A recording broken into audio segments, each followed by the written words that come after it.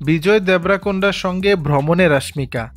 Pushpa 2 the রুলের তুমুল সাফল্যের পর তামিল অভিনেত্রী রশ্মিকা মান্দানার নতুন বছরের ছুটি উদযাপন করছেন বলে জানা গেছে।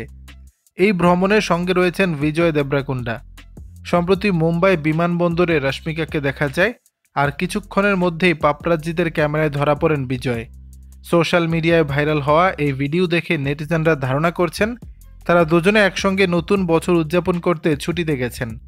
গত কয়েক বছর ধরে রশ্মিকা এবং বিজয়ের সম্পর্কের গুঞ্জন চলছে, যদিও তারা এ বিষয়ে কখনোই প্রকাশ্যে কিছু বলেননি।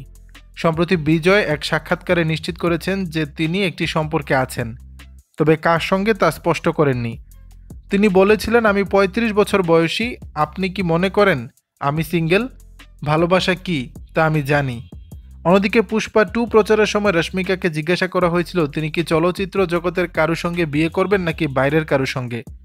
উত্তরে তিনি হেসে বলেছিলেন, সবাই তো জানে, যা আরও একবার বিজয়ের সঙ্গে তার সম্পর্কের দিকে ইঙ্গিত দেয়। এই যুগল সম্পর্কের বিষয়ে নিজেরা কিছু না বললেও ভক্তরা তাদের ছুটি এবং সম্পর্ক নিয়ে নানা মন্তব্য করছেন। অনেকেই তাদের একসঙ্গে দেখা নিয়ে উচ্ছ্বসিত।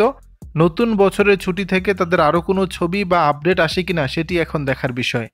দর্শক, বিষয়টি নিয়ে আপনাদের মতামত জানাবেন নিচের কমেন্ট বক্সে।